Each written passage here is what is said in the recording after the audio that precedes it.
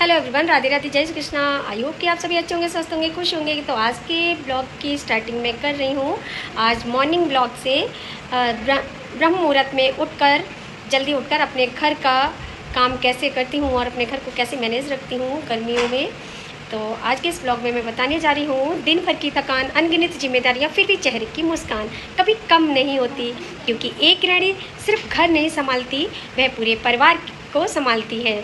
आइए बताते हैं कुछ पल इस ब्लॉग के साथ। तो बने रहिए मेरे ब्लॉग में। और मैं आज अपने बारे में इस ब्लॉग में कुछ बताने जा रही हूँ।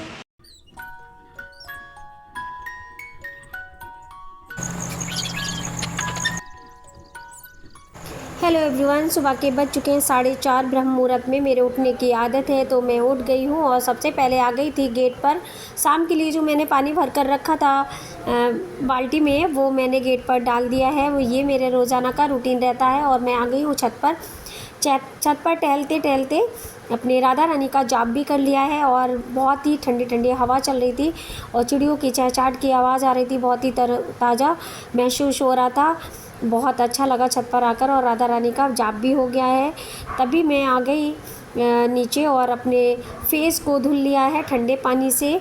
बहुत ही ताजगी महसूस हो रही छत से आने के बाद। अपने फेस को धुल लिया है। इस समय वातावरण अपेक्षाकृत शांत रहता है, जिससे मन एकाग्र करने, प्रार्थना, ध्यान या जप करने में आसानी होती है। सुबह जल्दी उठने से दिन की शुरुआत अच्छी होती है और कई लोगों को पूरे दिन अधिक व्यवस्थित रहने में मदद मिलती है। ब्रह्म मुहूर्त में उठकर कुछ देर टहलना, शुद्ध हवा लेना, पानी पीना और भगवान का स्मरण करना मन को शांति और सकारात्मक देता है। यही छोटी छोटी आदतें धीरे धीरे हमारी दिनचर्या को बेहतर बनाने में मदद करती हैं। सुबह उठते ही सबसे पहले पानी पीना हमारी सेहत के लिए कितना फ़ायदेमंद होता है। पूरी रात सोने के बाद हमारा शरीर कई घंटों तक बिना पानी के रहता है। ऐसे में सुबह 1 से 2 गिलास सामान्य हल्का गुनगुना पानी पीना चाहिए। इससे हमारे शरीर को दोबारा हाइड्रेशन मिलता है। इससे पाचन तंत्र सक्रिय होने में मदद मिलती है। कब्ज की समस्या भी कम हो जाती है। ध्यान रखें कि पानी धीरे धीरे पिएं, एकदम जल्दी जल्दी ना पिए। और मैंने चाय बनने रख दी है। चाय की पत्ती डाल दी थी, चीनी डाल दी थी। उसके बाद मैं आ गई थी रूम में देखा मैंने सब अवस्थित पड़ा हुआ है। तो मैंने पहले अपनी लाड़ों की बुक्स सेट की और उसके बाद फिर बेड शीट सेट करूँगी और झाड़ू लगाने आ गई हूँ। अब पहले रूम को साफ़ करूँगी, रूम से ही स्टार्ट करूँगी साफ़ सफाई। बुक्स सब बेड पर फैली हुई थी, तो मैं इनको भी ठीक से इनके स्थान पर रख देती हूँ। घर को साफ़ करना सिर्फ एक काम नहीं, बल्कि पूरे परिवार की सेहत और सुकून का ध्यान रखना भी। हर सुबह जब हम झाड़ू और पोछा करते हैं तो ऐसा लगता है जैसे हर घर के साथ मन भी हल्का और ताज़ा हो जाता है।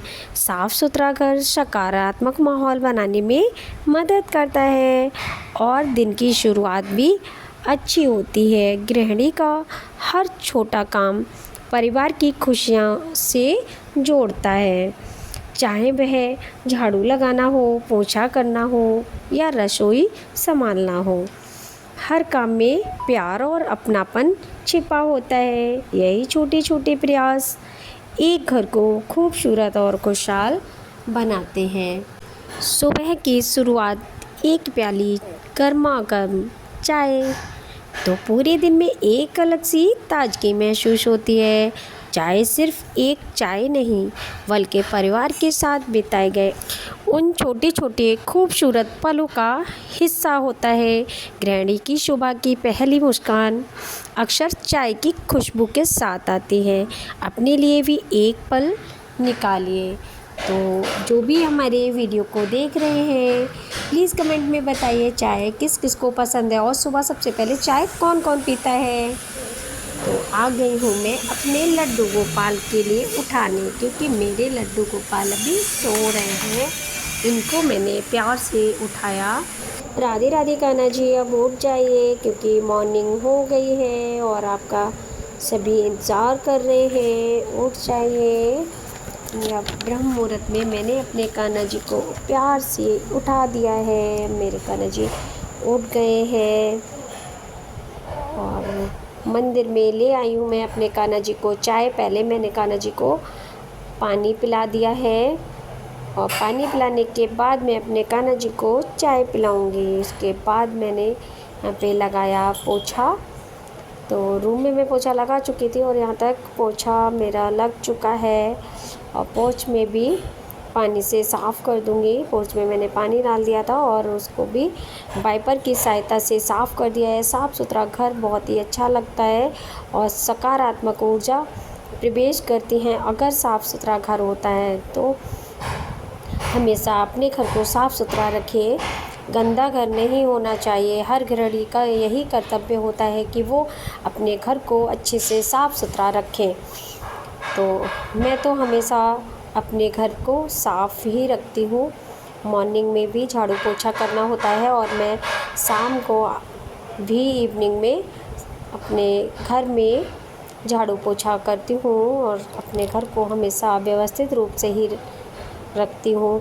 कोई भी सामान इधर से उधर फैला हुआ नहीं होना चाहिए। अव्यवस्थित ढंग से रखा हुआ सामान अच्छा भी नहीं लगता है और बहुत ही गंदा महसूस होता है। इसलिए अपने घर को हमेशा साफ़ रखना चाहिए और यही हम गृहिणियों का कर्तव्य होता है कि अपने घर को ठीक से व्यवस्थित रखें। तो मैं आ गई हूँ नहा के और नहाने के बाद थोड़ा सा अपने फेस को ठीक करेंगे क्योंकि अभी नहा के आई हूँ। तो मैंने लगा लिया है एलोवेरा जेल क्योंकि घर में ही रहना है, बाहर तो कहीं जाना नहीं है। तो घर में मैं हमेशा एलोवेरा जेल ही लगाती हूँ। जब कहीं बाहर जाना होता है तो फेस पर सनस्क्रीन क्रीम लगा लेती हूँ, वरना मैं घर में एलोवेरा जेल ही इस्तेमाल करती हूँ और बहुत ही अच्छा रहता है अपने फेस के लिए एलोवेरा जेल। और अब मैं अपने बाल भी काट लेती हूँ, चोटी बना लूँगी क्योंकि बहुत ज़्यादा गर्मी लग रही थी। तो हाई पोनी बना लूँगी क्योंकि गर्मी के मौसम में वैसे चोटी बनाना बहुत मुश्किल होता है और हाई पोनी में बाल जो है गर्दन में बिल्कुल भी टच नहीं होते हैं। इसलिए मैं हाई पोनी ही बना के रखती हूँ या फिर जोड़ा इस्तेमाल करती हूँ, अपना जोड़ा लगा के रखती हूँ। पर चोटी गर्मियों में नहीं बनाती हूँ, हमेशा सर्दियों में ही चोटी बनाती हूँ। तो मेरी चोटी भी बन चुकी है, हाई पोनी मैंने बनाई थी। थोड़ा सा हल्का सा अपना मेकअप कर लेंगे क्योंकि ख़ुद को भी अच्छा रखना अपनी ज़िम्मेदारी है। अपने आप को भी ठीक रखना चाहिए क्योंकि हम ही अगर गंदे से घूमेंगे और अपने फेस को ठीक नहीं रखेंगे तो हम औरों को कैसे व्यवस्थित रखेंगे और अपने घर को ठीक साफ़ सुथरा कैसे रखेंगे। जब हम खुद साफ़ सुथरे दिखेंगे तभी हम अपने घर को साफ़ सुथरा रख पाएंगे। और फिर उसके बाद मैं जाऊंगी किचन में क्योंकि किचन में अब बनाना है मुझे खाना। पहले भगवान जी का पूजन करूंगी। तो मैं आ गई हूँ पूजा करने के लिए। पहले मैं अपने लड्डू गोपाल का स्नान कराऊंगी। ये लड्डू गोपाल का स्नान कराते हैं। उसके बाद अपने लड्डू गोपाल को नए वस्त्र पहनाऊंगी और उनका तिलक करूंगी और उनका श्रृंगार करूंगी। ये मेरे छोटे कान्हा जी हैं। छोटे कान्हा जी के भी वस्त्र मैंने निकाल दिए हैं और मैं इनको नहला रही हूँ। बहुत ही ठंडे ठंडे पानी से कान्हा जी को भी मैंने नहलाया है, छोटे कान्हा को भी मैंने नहला दिया है। पहले मेरे घर में छोटे वाले कान्हा जी थे, मैं इनकी ही सेवा करती थी। अब मैंने बड़े कान्हा जी ले लिए हैं और इनको मैं इस कपड़े से पहले इनका पानी साफ़ करूँगी। अपने लड्डू गोपाल राधे राधे, राधे राधे लड्डू गोपाल। और मैं आप सभी से एक सवाल करना चाहती हूँ कि आपके घर में भी लड्डू गोपाल हैं और आप अपने लड्डू गोपाल की सेवा कैसे करते हैं, प्लीज़ हमें भी बताइए। और हमारी सेवा में अगर कोई भी मिस्टेक हो रही है तो प्लीज़ कमेंट में ज़रूर बताइएगा कि हो सकता है मैं कहीं पे भी अपने लड्डू गोपाल की सेवा में कमी छोड़ती हूँ। और आप अच्छे से करते हो तो प्लीज़ कमेंट में बताइएगा कि मुझे किस तरह से अपने लड्डू गोपाल की सेवा करनी चाहिए। मैं तो अपने भाव में जितना मुझसे हो सकता है मैं उतना करती हूँ, जितना मुझे पता है। पर अगर आप अच्छे से और जानते हैं तो मुझे बताइएगा प्लीज़ कमेंट में। मैं आपके कमेंट का इंतज़ार करूँगी। अब मेरे कान्हा जी नहा चुके हैं।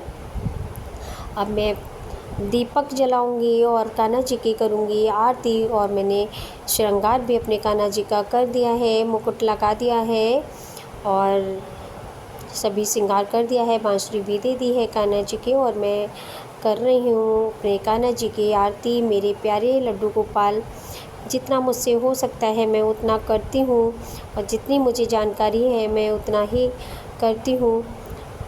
तो दोबारा चाय के लिए आ गई हूँ। अब मैं नहाने के बाद, पूजा करने के बाद फिर मैं थोड़ी सी चाय पी लेती हूँ और उसके बाद खाना बनाऊँगी। तो लौकी मैंने काट ली है। आज मैं लौकी की सब्ज़ी बनाने जा रही हूँ। तो इधर मेरी चाय गर्म हो रही है, जब तक मैं लौकी को छील लेती हूँ। और इसको कद्दूकस कर लिया है। कद्दूकस करने के बाद मैं लौकी और बेसन की सब्ज़ी तैयार करने वाली हूँ, क्योंकि आज लौकी घर में रखी थी और बेसन भी तैयार था। तो लौकी की वैसे सब्ज़ी बनाने की जगह मैंने सोचा लौकी बेसन के कोफ्ते की सब्ज़ी बना लेती हूँ, क्योंकि सबको घर में पसंद भी है और मुझे भी पसंद है। और काफ़ी दिनों से हमने कोफ्ते बनाए भी नहीं थे, तो मैंने सोचा आज मैं कोफ्ते की सब्ज़ी बनाती हूँ। तो अब मुझे मेरे पतिदेव ले आए थे नारियल, क्योंकि मेरा थोड़ा सा स्वास्थ्य भी ठीक नहीं है। तो नारियल पानी पीने से थोड़ा सा ठीक सा महसूस होता है, क्योंकि मुझे अभी थोड़ा स्वास्थ्य समस्या हो रही है।